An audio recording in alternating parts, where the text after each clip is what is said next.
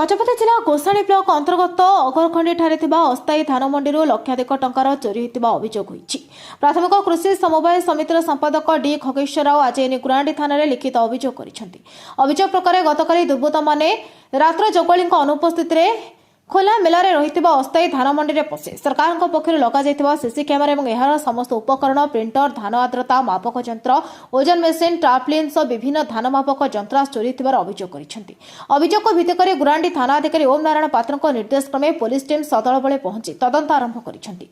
तेबे एही चोरी घटनार कि मद्यप माने सामिल थिबार आलोचना हेउछि। धान मंडी परिसर रे 3टी मद बोतल समेत खाइबा सामग्री 3टी ग्लास पड़िथिबा बेले कार्यालय टेबुल उपरे खाइबा सामग्री पॉलिथिन आदि पकाई दैछंती।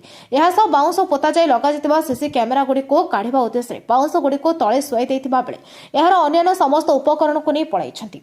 चोरी होइतबा विभिन्न सामग्रीर आनुमानिक मूल्य 3 लाख टंकार ऊर्ध्व हेबो बोली कुहा जाउछि। अन्य पक्षरे विभिन्न उपकरण गुडी को चोरी जाइतबारु आज धान मंडी को धान धरि आसितबा चाषी मानक कोनसे कार्य संपादन होई परिनी। दिन तमाम अपेक्षा करि रहितबा बेले तुरंत विकल्प व्यवस्था करी मंडी चलाइबा पई प्रशासन को अनुरोध करिसेंती। आगरकांडी सेवा समवाय समिति संपादक आज्ञा एटा टेम्पररी आमर आउटर गोटे P pass करछंती paddy procurement centre आम परचेज करछंती गोटे 3500 क्विंटल ऑलरेडी परचेज आम सरली किंतु राति आम गोटे दुर्भाग्य विषय आज्ञा आम पीपीसी सेंटर रे दिन जाक चोरी हो गला।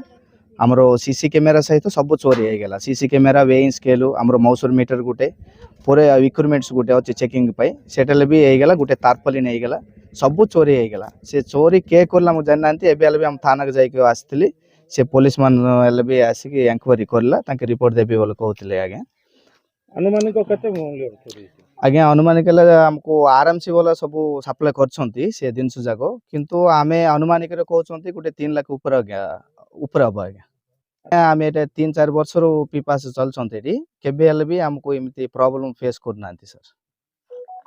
कोन हेछि मा धान मंडी धरी आसला बेलू मंडी चोरी हो जिनस सब आ सकाळू आम आसी हैरान होचु।